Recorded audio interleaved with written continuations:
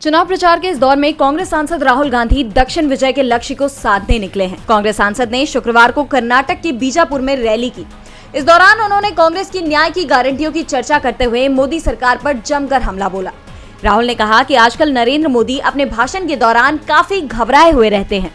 शायद कुछ दिनों में स्टेज पर उनके आंसू निकल आए। कांग्रेस का दावा है कि 2 दौर की वोटिंग के बाद अब इंडिया गठबंधन बहुत आगे निकल चुका है। इसी के चलते अब बीजेपी नेताओं के चेहरे मुरझाने लगे हैं। कर्नाटक की कांग्रेस सरकार की उपलब्धि गिनाते हुए राहुल ने कहा कि कांग्रेस ने कर्नाटक में जो गारंटियां दी थी उन्हें पूरा कर दिखाया है, जिससे यहां के लोगों को बहुत फायदा मिल रहा है। लेकिन नरेंद्र मोदी ने पिछले 10 साल में सिर्फ गरीबों का पैसा छीना है। नरेंद्र मोदी कुछ लोगों को अरबपति बनाते हैं, कांग्रेस सरकार करोड़ों लोगों को लखपति बनाएगी। राहुल ने बीजेपी पर आरोप लगाते हुए कहा कि उन्होंने देश के 22 लोगों को उतना धन दे दिया जितना देश के 70 करोड़ लोगों के पास है। इसलिए कांग्रेस पार्टी बेरोजगारी और महंगाई को मिटाकर आपको भागीदारी देगी।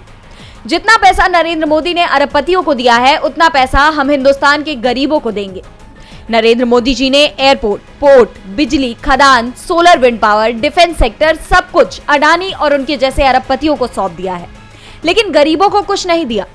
उन्होंने आगे कहा कि संविधान से हिंदुस्तान के लोगों को उनका अधिकार, आवाज और आरक्षण मिला है, लेकिन देश में पहली बार एक पार्टी और एक व्यक्ति हिंदुस्तान के संविधान और लोकतंत्र को खत्म करना चाहते हैं। एक तरफ नरेंद्र मोदी संविधान को खत्म करने की कोशिश कर रहे हैं, दूसरी तरफ इंडिया गठबंधन संविधान को बचाने की कोशिश कर रहा है। राहुल कर्नाटक में थे तो पीएम मोदी पश्चिम बंगाल के मालदा में थे। यहाँ एक बार फिर उन्होंने मंगलसूत्र और विरासत टैक्स पर बयान दिया, जबकि इसके खिलाफ चुनाव आयोग में उनकी शिकायत होने पर कार्रवाई करते हुए आयोग ने पीएम से जवाब भी मांग लिया है। डीवी लाइव की रिपोर्ट।